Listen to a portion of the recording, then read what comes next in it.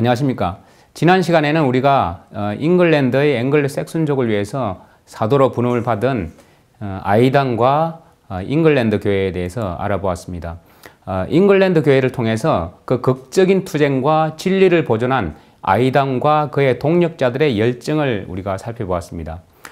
로마 교회의 술책과 방해는 그들에게 힘겨운 싸움이었습니다. 이것은 오늘날 우리에게 닥친 위험이라는 사실을 우리가 역사를 통해서 배울 수 있었습니다. 자, 이번 시간에는 콜룸바누스와 유럽 교회에 대해서 여러분과 함께 알아보도록 하겠습니다. 콜룸바누스는 교회가 광야로 쫓겨난 초기인 543년에서 615년경에 살았던 인물인데 어떤 이들은 콜룸반으로 표기를 하기도 합니다. 그는 유럽에서의 문명의 재탄생을 이끈 특출한 안내자였습니다. 콜룸바누스는 가톨릭 교도인 프랑크 왕 클로비스와 북부 이교도들에 의해서 가라앉아 있던 유럽을 위한 복음의 사명을 맡은 사도였습니다. 켈트교회의 열정적인 선교의 물결이 유럽으로 밀려 들어오면서 그 이후 시대에 태어난 그 어떤 사람들보다도 유럽의 부흥을 위해서 더 많이 노력한 지도자 콜룸바누스가 함께 들어온 것입니다. 이어지는 500년의 세월 동안 아일랜드의 농부들로 붐비는 포도원을 보지 못하거나 왕들과 백성의 귀를 울리는 게일족 출신의 권위 있는 인물의 목소리를 듣지 못한 때가 거의 없습니다. 패트릭은 아일랜드의 고대 이교 문화를 취해서 그것을 단조하여 강력한 기독교 문화로 바꾸어 넣었습니다. 그리고 콜룸바는 자신의 이오나에 설립한 학교를 통해서 스코틀랜드를 흑암에서 들어올려 빛의 지도력을 갖춘 나라로 바꾸어 넣었습니다. 반면에 콜룸바누스는 프랑스, 독일, 스위스와 이탈리아에 그리스도의 가르침의 중요성을 인식시키는 일을 하였던 것입니다. 콜룸바누스가 자신의 마음을 우리 구주께 드릴 때 성령께서 그에게 많은 영적 은사를 부여해 주셨습니다. 그가 교육을 받을 때 자신이 배운 복음을 당시 혼돈한 상태에 빠져서 있던 그 유럽 대륙에게 전해야만 한다는 피할 수 없는 부담을 갖게 되었던 것입니다. 콜룸바누스는 서방의 그 어떤 곳보다 그 환경이 좋은 데서 태어났습니다. 게르만 튜튼족의 침략의 물결 때문에 유럽 대륙에 있는 로마 문화 체계는 완전히 분해되어 버리고 말았습니다. 하지만 아일랜드와 스코틀랜드는 아직 튜튼족의 손길이 미치지 않았습니다. 이 아일랜드와 스코틀랜드에는 켈트 문화와 그리고 로마 문화와 기독교 문화 가운데 패트릭과 콜룸바 그리고 열정적인 한 세대의 학자들에 의해서 최상의 환경이 보존되어 있었습니다. 또한 이들은 이 환경을 잘 체계화시키고 발전시키기도 했습니다. 콜룸바누스는 바로 이러한 분위기에서 자라났는데 엄격한 자아훈련을 통해서 파라오의 궁전에서의 모세나 그리고 바리새인들의 학교에서 바울처럼 그의 시대의 학술을 다 배운 인물이었습니다. 콜룸바누스는 키가 크고 풍채가 좋을 뿐 아니라 얼굴도 잘생긴 사람이었다고 합니다. 콜룸바누스는 방고르의 학교에서 수년을 수학하였으며 여기에서 성경을 깊이 연구했습니다.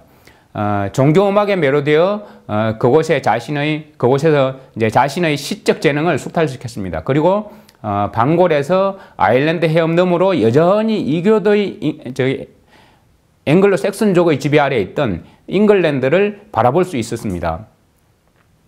북쪽으로는 콜룸바에 의해 놀라운 변화를 경험한 스코틀랜드를 볼 수 있었습니다. 또한 동쪽 멀리에는 도덕적으로 매우 천박한 상태에 빠져있던 프랑스가 있었습니다. 콜룸바누스는 고려의 비참한 상태에 관한 이야기를 듣고는 마음에 사도적 열정이 불타올랐습니다. 그래서 그는 켈트 기독교의 선교 정신으로 프랑스에 복음을 전하러 가기로 하였습니다. 자, 그가 이제 유럽에서 어떤 선교적 노력을 하였는지 한번 보겠습니다. 콜룸바누스가 고래 도착함으로 유럽에는 새 시대의 동이 트오르게 되었습니다. 그는 자신과 자기 제자들이 세운 문화센터에서 사람들의 마음속에 기독교의 정신을 심어주었습니다. 이 복음의 능력은 교황권의 지상권에도 여러 세기 동안 계속되었습니다. 사실 로마 교회는 자신들의 세력을 유지하기 위하여 콜룸바누스의 종단과 종교의 아주 비난의 말들을 퍼부었습니다. 오늘날까지도 최상의 유럽 문화가 재건된 것은 콜룸바누스와 그의 동료와 그의 후계자들의 노력에 의한 것으로 평가되고 있고, 유럽에 있던 다른 복음주의자들의 협력도 있었습니다. 콜룸바누스가 오기 전 여러 해 동안 그곳에는 클로비스의 자손들 사이에 벌어진 잔혹한 동족 상잔의 전쟁이 있었습니다. 그들은 로마 카톨릭이었기 때문에 사실상 기독교라는 종교의 모양은 갖고 있었지만 그들 속에 진정한 신앙심이 없었습니다. 이들은 자신들의 삶을 이끌어주는 확실한 지침들이 없이 마치 이교도들처럼 행동하였습니다. 그렇기 때문에 부도덕과 퇴폐가 만연하였던 것입니다. 그러한 때에 콜룸바누스와 그의 조력자들은 정치적인 힘에 의존하지 않고 사람들의 마음속에는 하나님의 사랑의 능력에 의존해서 그들에게 깨달음을 얻게 하였습니다. 이 전도자들은 대중들로 의에 줄이고 목마르게 하려고 자신들의 삶을 성령에 의지한 고결한 삶을 살았던 것입니다. 그곳의 지배 세력으로 있던 클로비스의 자손들은 콜룸바누스의 박식한 지식을 보고 그에게 큰 호의를 베풀었습니다. 부르군트의 군트람이라는 왕은 콜룸바누스가 온 것을 아주 기뻐하였습니다. 클레런스 비스팜은 이것과 관련해서 다음과 같이 말하고 있습니다. 여기에서 아일랜드인 선교사들은 새로운 주변 환경에 처하게 되었다.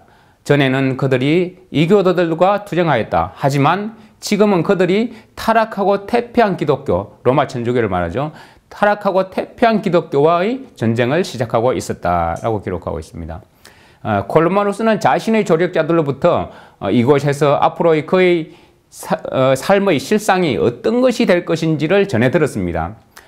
그의 전기 작가는 이렇게 말하고 있습니다. 오직 신조만이 홀로 남아 있었다. 그곳은 가톨릭의 나라들이었기 때문에 만들어낸 신조만 있었을 뿐 사실 신앙의 모습이 없었다는 것을 말하고 있는 것입니다. 회개의 치유책과 육신의 정욕을 이겨낼 수 있는 사랑은 단지 소수의 사람에게서만 발견할 수 있었다라고 기록하고 있습니다. 바로 이런 상황에 있었기 때문에 이런 이유로 군트람 왕은 그에게 자신의 영토 안에 머물기를 간청하며 다음과 같이 말하였습니다. 만일 당신이 그리스도의 십자가를 높이며 그를 따르기를 원한다면 당신 자신이 받을 상급과 우리의 영적 유익을 위하여 일단 조용한 곳에 가서 머물기를 바란다. 다만 우리 왕국을 떠나 다른 민족에게 가는 일은 하지 않기를 부탁한다 라고 말하고 있습니다. 자, 자신의 왕국에서 머물고 있으면서 자신의 일을 하기를 바라는 것이었죠. 다른 왕국으로 가지 마라 이런 뜻으로 이제 왕이 이야기를 하고 있는 것입니다. 이 선교사들은 그 왕이 자신들에게 제공한 아나그라테스에 있는 로마가 통치하고 있던 시대에 지어진 거의 반쯤 부서진 상태로 남아있던 한 성체를 자신들의 첫 번째 선교 기지로 삼았던 것입니다. 자, 이렇게 해서 프랑스에 이제 복음 전도 센터들이 세워지게 되었는데요. 자, 보주 산맥에 있는 아나그라테스의 삶을 시작하면서 그 아일랜드인 선교사들은 많은 어려움에 직면하게 되었습니다. 건물들을 지으면서 그 땅에서 농사를 지은 첫 번째 소산이 나오기를 기다리는 동안 고통이 무엇을 의미하는 것인지 알 수 있었습니다.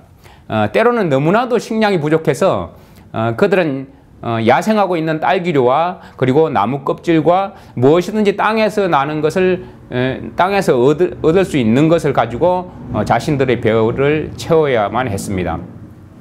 한 번은 이제 군트람 왕이 그들의 공공한 처지에 대해서 듣고는 그들에게 식량을 보내주도록 명령을 하기도 하였습니다.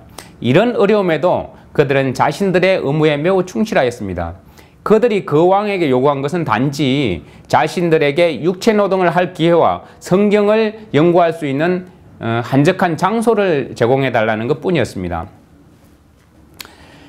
이 키가 크고 건장한 사람들은 거친 천으로 만들어진 긴 가운을 입고 책이 든 가죽 가방을 어깨에 메고 손에는 막대기를 들고 다녔는데 그들의 이런 모습에서 그 본토 사람들이 분명 큰 감명을 받았을 것입니다.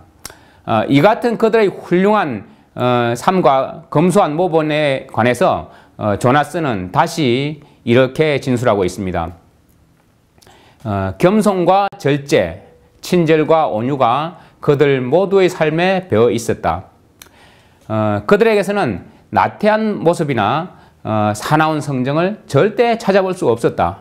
그들 속에는 교만과 오만의 정신 또한 그들의 부지런함으로 인해서 모두 밖으로 쫓겨나버리고 말았다. 그들의 인내와 사랑과 온유함의 힘은 너무나도 위대한 것이었기에 아무도 하나님의 자비가 그들과 함께하는 것을 의심할 수가 없었다라고 기록하고 있습니다. 자, 이것이 진정한 그리스도인의 삶이겠죠. 자, 때때로 콜루마누스는 한적한 곳을 찾아서 홀로 며칠씩을 보냈습니다. 그는 아무도 함께하는 사람 없이 오직 성경만을 가지고 그곳으로 간 것입니다. 그 성경은 분명 방골에서 콜룸바누스 자신이 직접 손으로 필사해서 쓴 성경이었을 것입니다. 그는 그곳에 거하는 동안 먹을 것을 전적으로 하나님께 의존하고 폭풍의 위험도 하나님의 보호하시는 손길에 맡겼습니다. 콜룸바누스는 마치 맹수들을 다스리는 왕 같아 보였습니다. 그가 이 응거하는 장소에서 돌아올 때는 성경에 있는 옛적의 선지자들처럼 자신의 사업을 위해서 새로운 마음으로 더욱 강력한 능력을 갖추고 돌아왔던 것입니다. 이 새 선교센터는 그 영향력이 매우 신속히 퍼져나갔습니다. 그 땅의 젊은이들이 새로 세워진 이 훈련센터로 몰려들어왔습니다. 자, 그 중에는 귀족의 자녀들도 상당수 있었습니다. 이제는 그들이 에메랄드 섬에 있는 대학들을 다니기 위해서 외국으로 나갈 필요가 없었습니다. 여기 그들의 나라에 그 유명한 켈트 학교들에서 고결함과 학문과 수세공 기술을 가지고 들어온 13명의 아일랜드인 교사들이 있었습니다. 자, 바로 100년 전에 클로비스는 동로마 제국의 지원을 받기 위해 교환권과 정치적 연합을 이룬 적이 있었습니다. 하지만 결국 이 연합으로 그들은 덕을 보기는커녕 손해만 보았던 것입니다. 이 일은 콜룸바누스의 시대에 로마의 교황이 그레고리 대제라고 불리는 그레고리 1세였다는 것을 생각하면 그리 놀라울 일이 아닙니다. 이 교황 그레고리는 고전적 학문에 적대적인 것으로 고전적인 학문을 아주 적대시했던, 그리고 그렇게 널리 알려진 그런 인물입니다. 이 교황은 수학자들을 로마에서 쫓아내고 그 다음에 헬라어를 사용하는 것을 금지를 했고 학문을 공공연히 비난을 했습니다. 이 때문에 그는 많은 권위자로부터 신랄한 비판을 받고 있습니다. 교황 그레고리가 신약 성경의 언어인 헬라어와 그리고 고전 학문에 대한 적대감을 가진 것은 그러한 헬라어와 고전 학문들이 이교적인 것들을 기독교에 끌어들여와 가지고 혼잡하게 만든 이 자신의 권위를 아마 떨어뜨리게 될 것이라는 것을 알았을 것입니다.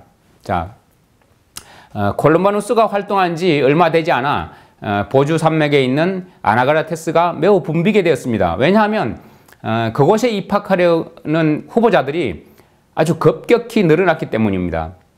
콜룸바누스의 영향력이 매우 멀리까지 퍼져나갔습니다. 이 학교의 아일랜드인 교사들은 유럽 대륙에 있는 유사한 다른 어떤 기관의 교사들보다 신실함과 헌신에 너무나도 뛰어나서 그들은 마치 새로운 종교를 소개하는 것처럼 보이기도 하였습니다. 폭풍이 휘몰아치고 간 유럽 대륙의 거민들이 용기를 갖게 하는 소문들이 들려오는 그곳으로 눈을 돌리기 시작한 것입니다. 이 때문에 복음주의자들에게도 기회의 문이 열리게 되었습니다. 이런 상황이 콜룸바누스로 하여금 복음 전파를 위한 또 하나의 센터를 건립하는 일을 결심하게 하였습니다. 그는 군트람 왕의 진정한 협조를 받았습니다. 이 불군디아는 부르고뉴라고 부르기도 하죠. 이 불군디아의 통치자는 릭쉐이에 있는 한 부지를 기꺼이 그들에게 내어주었습니다. 이곳은 보주 산맥의 기슭에 자리 잡고 있어 산림이 평원을 뒤덮고 있는 지역이었습니다. 이곳에는 디언킨 덤불들에 묻혀있는 폐허가 된 옛 로마의 저택이 하나 있었습니다. 그 황야에는 곰과 늑대와 여우를 비롯한 많은 맹수가 살고 있었습니다. 하지만 이 광야교회 선교사들의 불길의 노력이 이 모든 것을 변하게 하였습니다. 나무들은 모두 베어지고 땅은 깔끔하게 정돈되었습니다. 그들은 보섭으로 거묵은 땅을 개간하였습니다. 얼마 후 그들은 바람에 흔들리는 곡식들을 볼 수가 있었습니다. 자, 이렇게 숙소가 준비되자 그 나라의 귀족 청년들이 이 세 단체에서 성직에 지원하기 위해서 콜룸바누스에게로 몰려왔습니다.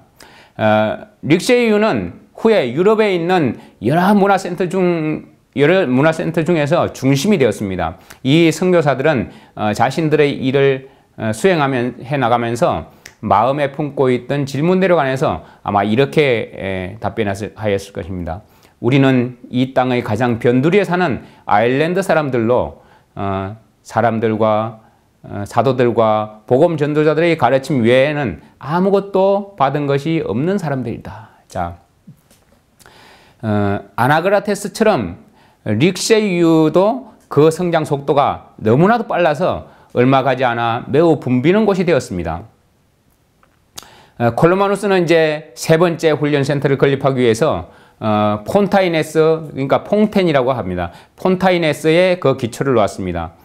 폰타이네스라는 이 이름은 그 땅에 약효가 있는 온천이 있는 것을 보고 콜룸바누스 자신이 붙여준 이름입니다. 퐁텐은 프랑스어로 샘, 원천이라는 뜻을 가지고 있습니다. 이 학교들은 모두가 반경 20마일 안에 있었으며 이 학교들은 프랑스에 있는 광야교회의 복음전도 센터가 되었습니다. 자, 진리에 대한 신선한 생각들이 굉장히 빠른 속도로 퍼져나가게 되었습니다. 그곳에서는 자신들의 선교 사업을 이어갈 신입생들을 훈련하기 위한 교사들도 양성되었습니다. 또한 최초의 복음 전도자들의 수를 늘려야 했기 때문에 아일랜드에서 훈련된 지도자들과 교사들이 계속 들어오기도 하였습니다. 이렇게 그 땅에서 하나님의 말씀이 강력하게 성장하였습니다. 하지만 얼마 안 되어 치명적인 성격의 위험이 그 머리를 들고서 교회의 성장을 위협하기 시작하였습니다. 바로 이런 위협들이 어떤 것인지 다음 시간에 여러분과 함께 다시 살펴보도록 하겠습니다. 다음 시간에 여러분과 함께 더 자세한 내용들을 살펴보도록 하고 이번 시간이 다 되었으므로 여기서 마치도록 하겠습니다. 다음 시간에 다시 뵙겠습니다. 감사합니다.